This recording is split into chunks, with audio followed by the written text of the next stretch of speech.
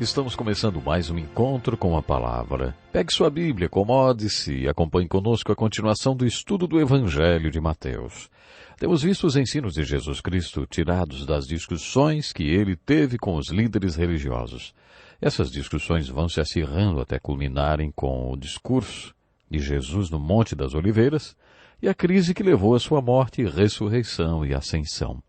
Alguns dos líderes religiosos eram muito políticos. Lemos algumas respostas que Jesus lhes deu no capítulo 22, através das quais Jesus nos dá um grande ensinamento sobre Deus e César. A pergunta foi: qual é a tua opinião? É certo pagar imposto a César ou não, hein? Jesus pediu que lhe trouxesse uma moeda e perguntou: de quem é esta imagem e esta inscrição? E eles responderam: de César. E Jesus respondeu: então, deem a César o que é de César e a Deus o que é de Deus. A aplicação que tiramos desse episódio é óbvia. Você tem a imagem de Deus estampada em você. Portanto, entregue-se a Ele. Deus não vai pedir o que é de César, mas às vezes César vai pedir aquilo que é de Deus. César pode pedir você. Ele pode pedir sua lealdade. Nesse momento, assim como Dietrich Bonhoeffer, você pode declarar desobediência civil e resistir a César. Esta parece ser a essência da resposta de Jesus aos líderes religiosos. Dentro desse assunto encontramos outra passagem em que Jesus pagou imposto a César. Está em Mateus capítulo 17. Acho que Jesus foi um pouco irônico nessa questão. Ouça o que aconteceu e me diga se você concorda comigo. Os líderes religiosos aproximaram-se de Pedro e lhe perguntaram: o mestre de vocês não paga o imposto do templo? Pedro, que não era político nem teólogo naquele momento de pressão, respondeu: sim, paga. Logo depois disso, Jesus lhe perguntou: o que você acha, Simão? De quem os reis da terra cobram tributos e impostos? De seus próprios filhos ou dos outros? Pedro respondeu: dos outros. Então Jesus explicou que eles estavam se referindo ao imposto do templo, e aquele templo era do pai dele. Portanto, Jesus não tinha que pagar impostos.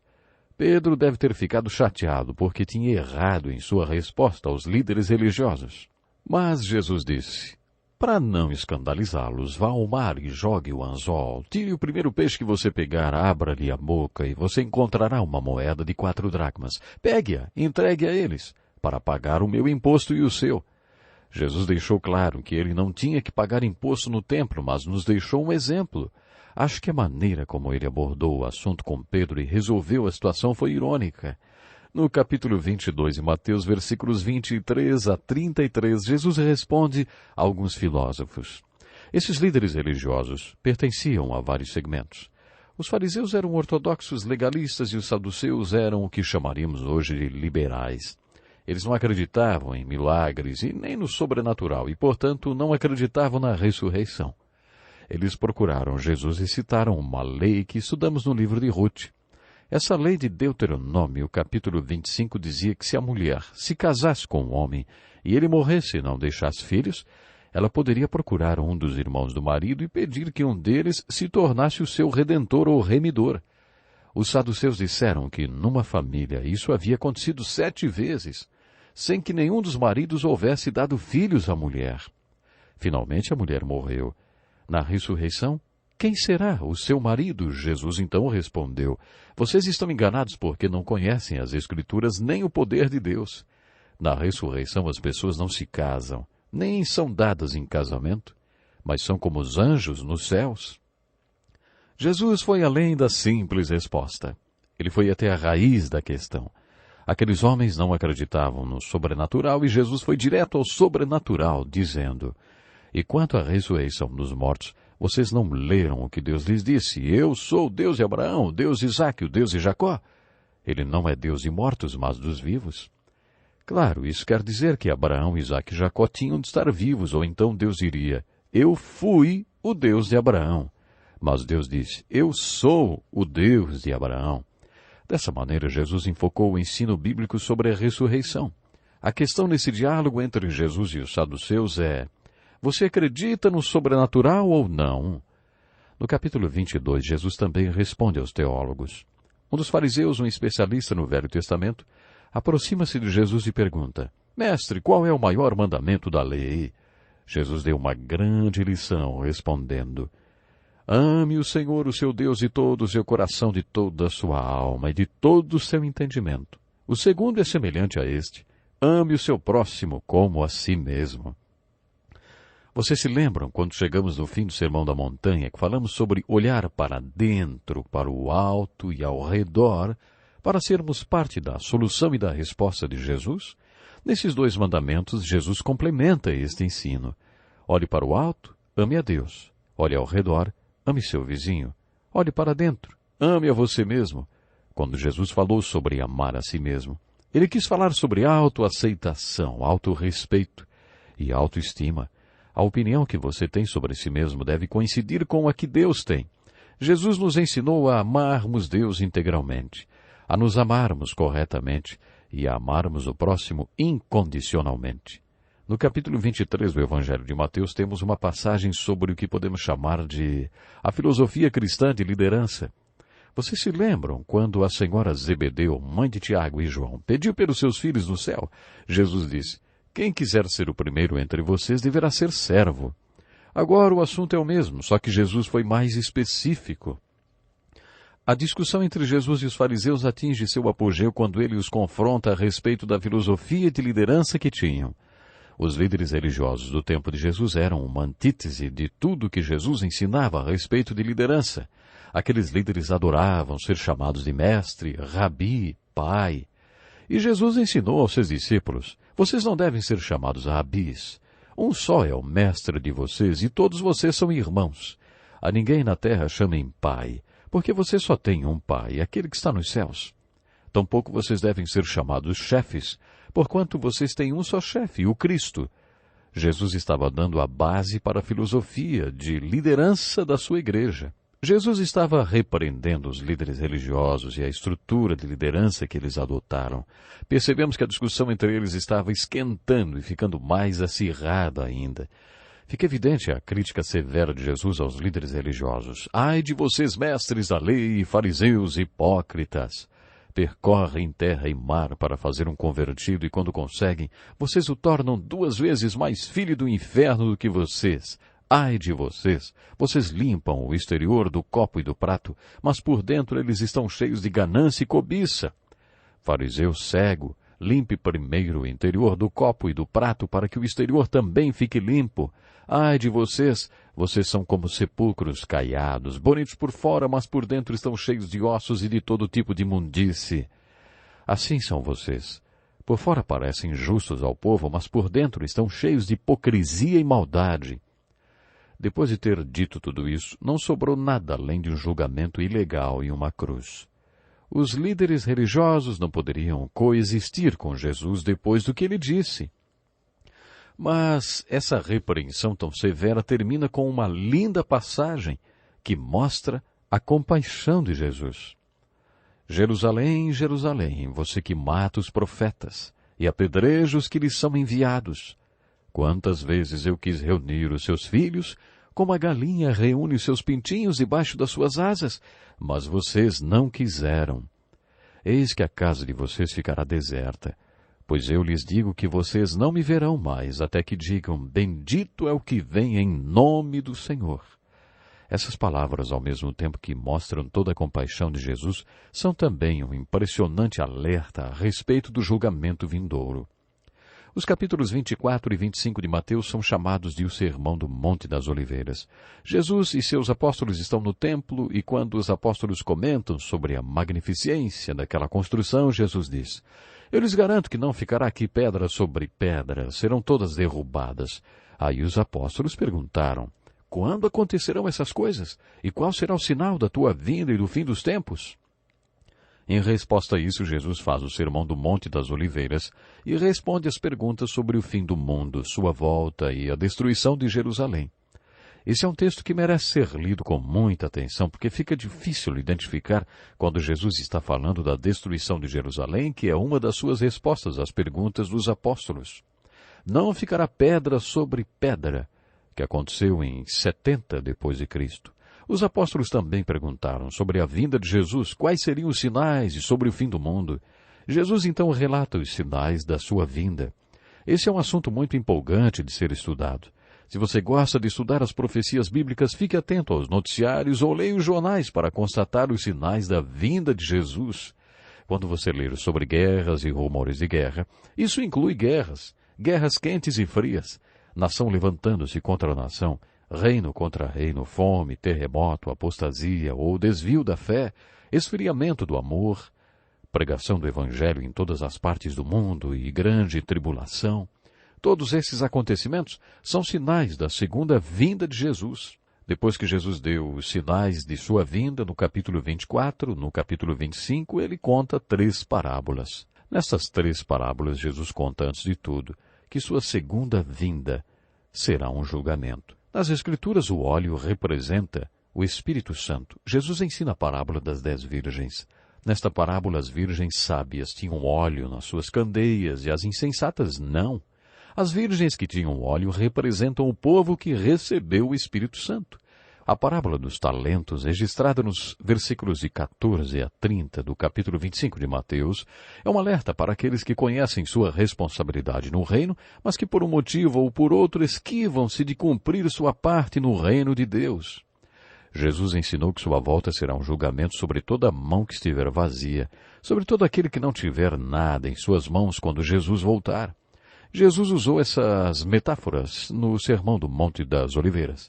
Ele não falou sobre nossa salvação, mas sobre nossas obras, sobre nossas oportunidades de servi-lo, sobre ter um ministério e fazer sua vontade.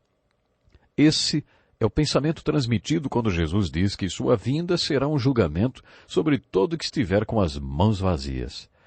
Na terceira parábola, lemos que a segunda vinda de Jesus Cristo será um julgamento sobre todo coração vazio.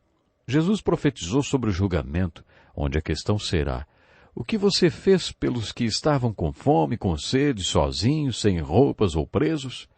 Você deu comida ao faminto? Deu água ao sedento? Mostrou hospitalidade para com o solitário? Vestiu quem estava nu? Visitou o doente ou aquele que estava na prisão? O julgamento não será um exame final de teologia. Essa parábola nos ensina que seremos julgados pela nossa resposta às necessidades do dia a dia das pessoas que passaram pelas nossas vidas. Essa parábola nos ensina que a volta de Jesus será um julgamento sobre todo o coração vazio. A questão nesse julgamento será o que você fez pelos pobres, pelos presos, pelos solitários, pelos famintos e pelos que sentiam frio. Você fez alguma coisa para suprir alguma dessas necessidades? Seguindo o Sermão do Monte das Oliveiras, lemos sobre a maior crise da vida de Jesus Cristo. Estudaremos mais detalhadamente essa crise quando chegarmos no Evangelho de João. A morte e ressurreição de Jesus Cristo são os eventos que relembramos na Semana Santa. Enquanto você lê esta parte do Evangelho de Mateus, procure observar esta sequência de fatos. A primeira coisa que você encontra é a oração modelo de Jesus. Jesus vai para o jardim e sua gotas de sangue. Ele ora: meu Pai, se for possível, afasta de mim esse cálice. Contudo, não seja como eu quero, mas sim como tu queres. Quando estudamos o capítulo 6 de Mateus, eu disse que a oração do Pai Nosso deveria se chamar oração dos discípulos. Essa oração que Jesus faz no capítulo 26 de Mateus deveria se chamar a oração do Senhor. Não seja como eu quero, mas sim como tu queres. Alguma vez você já fez essa oração? Se o médico desse a notícia de que você estava com uma doença maligna, você conseguiria orar: Pai, se for possível, afasta de mim esse cálice. Contudo, não seja como eu quero, mas sim como tu queres. Você só entende o significado dessa oração quando sua vida ou a vida de alguém muito querido está por um fio. Conheço pessoas que dizem que você jamais deve dizer: se for a tua vontade. Discordo totalmente, porque Jesus nos deu esse modelo quando orou: Pai, se for possível, afasta de mim este cálice. Contudo, não seja como eu quero, mas sim como tu queres. Nossa oração não será igual à de Jesus até que consigamos orar pedindo a vontade do Pai na nossa vida, e não a nossa própria vontade. Além desse modelo de oração, também lemos nesse trecho de Mateus sobre a Santa Ceia, ou a instituição do sacramento básico do cristianismo, também chamado de Eucaristia, mesa do Senhor, ceia do Senhor ou Santa Comunhão. A Santa Ceia traz consigo alguns ensinos muito importantes para nós. Fui pastor entre famílias de marinheiros durante 20 anos e percebi que quando um homem saía para o mar em uma missão, a foto dele tornava-se muito importante para sua família, com direito a um lugar de honra na casa. Quando ele retorna, a foto volta para o seu antigo lugar, porque a família não precisava da foto quando o marido ou o pai estava em casa. Esse é o sentido da Santa Ceia. Quando Jesus ascendeu ao céu, disse aos seus discípulos que antes de ir deixaria uma foto para que todos se lembrassem dele até que ele voltasse. É isso que a Santa Ceia representa, uma figura de Jesus. Ele quer que olhemos para essa foto e, em memória dele, o adoremos até que ele retorne. Quando Jesus estava comendo a ceia da Páscoa com seus apóstolos, ele sabia que alguns daqueles homens fariam um memorial dele escrevendo os evangelhos. Por isso eu creio que ele disse que queria ser lembrado pelo símbolo da cruz até que voltasse. Já ouvi pessoas dizerem que não gostam do crucifixo porque gostam de lembrar de Jesus ressuscitado. Eu não concordo. Jesus disse que nos lembrássemos dele na cruz, porque essa é a base da nossa salvação. A ressurreição de Cristo é a prova dessa salvação. Observe o clima de traição quando Jesus e seus apóstolos sentam-se à mesa. Não foi só Judas quem o traiu. Quando ele foi preso, Pedro o negou e todos os outros fugiram. É interessante notar que quando Jesus disse àqueles homens que um deles iria traí-lo, eles, que já estavam com medo por causa da repressão de Roma, ficaram mais inseguros ainda e começaram a perguntar: será que sou eu? Sou eu quem vai traí-lo? Todos perguntaram, exceto Pedro, que fez um discurso. Tome cuidado com os homens que fazem discurso numa hora dessas. Como era de se esperar, Pedro foi quem o negou 3 vezes. Mas todos os outros também acabaram negando, pois o abandonaram e fugiram. Quando Jesus foi para a cruz, o número de membros no rol da igreja era 0. Mas depois de sua ressurreição, o rol de membros começou a crescer. Observe que os autores dos evangelhos relatam a crucificação de Jesus, mas entram em muitos detalhes. Mateus escreveu: então o levaram para crucificá-lo, mas não contou detalhes. O mesmo aconteceu com Marcos, Lucas e João. A importância da crucificação de Jesus não está nos detalhes, mas no seu significado. O Velho Testamento, que inclusive profetizou sua morte, explica a importância da morte de Jesus no livro de Isaías, capítulo 53 e no Salmo 22. As epístolas do Novo Testamento, nossos próximos objetos de estudo, também nos falam muito sobre o significado da morte de Jesus. Mas nos evangelhos não encontramos detalhes sobre a crucificação. O fato de terem crucificado Jesus não é tão importante. Muitas outras pessoas foram crucificadas. O importante é que eles crucificaram Jesus. Foi ele quem foi crucificado. A morte de Jesus na cruz foi muito importante. Eles crucificaram Jesus. Mas quem na verdade são eles? Poderíamos dizer que foi Roma. Refletindo um pouco mais, poderíamos dizer que foram os judeus. Mas se lermos o relato atenciosamente, veremos que não foi Roma nem os judeus. Foi Deus, o Pai. No Velho Testamento, em Isaías 53:10, nós lemos: contudo, foi da vontade do Senhor esmagá-lo e fazê-lo sofrer. E embora o Senhor tenha feito da vida dele uma oferta pela culpa, foi Deus quem fez de sua culpa uma oferta pelos nossos pecados.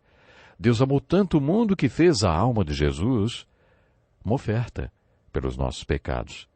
Porque Deus tanto amou o mundo que deu seu Filho unigênito para que todo que nele crer não pereça, mas tenha a vida eterna. Portanto, foi Deus quem colocou o seu Filho à morte na cruz pelos nossos pecados e equívocos. Você pode dizer que quando Jesus foi para a cruz, o cristianismo tornou-se um movimento morto. Até a ressurreição de Cristo, o rol da igreja não tinha ninguém mais, era 0. Por que sua ressurreição, então, reuniu seus seguidores? Nos evangelhos, e principalmente no de João, sempre há vários relatos de Jesus dizendo aos discípulos ou a outras pessoas que a credencial que provaria que ele é mais do que um simples homem, quando ele fosse morto na cruz, seria sua ressurreição. Quando os discípulos pediram um sinal, Jesus mencionou a destruição do templo, referindo-se ao seu próprio corpo. Ele já tinha mencionado que o levantaria em 3 dias, referindo-se à sua ressurreição. Por isso, João conta que depois que Jesus foi ressuscitado, os apóstolos se lembraram do que Jesus tinha dito sobre sua ressurreição e sobre as Escrituras. Essas Escrituras eram o Velho Testamento. como por exemplo o Salmo 16, onde o salmista ora e profetiza: não permitirás que o teu santo sofra decomposição. Observe que a morte e a ressurreição de Jesus Cristo nas Escrituras são dois fatos que compõem o Evangelho cristão e são enfatizados nas epístolas do Novo Testamento. Depois da ressurreição de Jesus, lemos sobre o grande comissionamento. Antes de sua morte, Jesus tinha dito aos seus apóstolos que os encontraria na Galiléia depois de 3 dias. Se você fosse morrer, marcaria algum encontro para depois? Jesus fez isso. Então os discípulos se lembraram disso e foram para Galiléia. Os relatos contam que havia cerca de 500 pessoas reunidas na Galiléia para encontrar Jesus. Essa não foi a primeira vez que ele se mostrou ressuscitado, mas foi ali que ele se mostrou e fez o grande comissionamento. Ide, portanto, fazei discípulos de todas as nações, batizando-os em nome do Pai, do Filho e do Espírito Santo, ensinando-os a guardar todas as coisas que vos tenho ordenado. E eis que estou convosco todos os dias, até a consumação do século. O livro de Atos nos conta que eles foram, fizeram discípulos, batizaram seus discípulos e os ensinaram. Os discípulos de Jesus fizeram exatamente o que tinham que fazer. O livro de Atos é a descrição histórica de como os seguidores de Jesus cumpriram a grande comissão. Esse importante comissionamento baseia-se em fazer discípulos. Mas como fazer discípulos? Indo, batizando e ensinando. Nosso objetivo não é só pregar a palavra, mas fazer discípulos de Jesus Cristo. Temos observado isso nos diálogos de Jesus. Qual é o preço de se tornar um discípulo? Essa é a grande comissão, fazer discípulos. Mas como? Indo, batizando e ensinando. Eu creio no ensino como uma ferramenta poderosa na formação de discípulos, porque leva as pessoas às Escrituras. E a fé vem pelo ouvir a palavra de Deus. A grande comissão é o alvará da igreja. A igreja existe em cima dessa missão. Esse é o propósito da igreja. O objetivo da igreja é ir por todo o mundo de maneira corajosa. Não é o mundo que tem que vir a nós. Nós é que devemos ir e fazer discípulos para que Jesus possa morar em seus corações. Essa é a verdade. Temos que ir e fazer discípulos. Batizá-los e ensinar-los tudo o que Jesus nos ensinou. Não podemos nos calar sobre esta missão porque é em cima disso que a igreja existe. Você tem sido um discípulo fiel? Tem sido uma testemunha fiel? Guarde no coração a grande comissão de Jesus em Mateus 28, do versículo 18 a 20, e obedeça-o. Ide, fazei discípulos, batizando-os em nome do Pai, do Filho e do Espírito Santo. Até o próximo programa.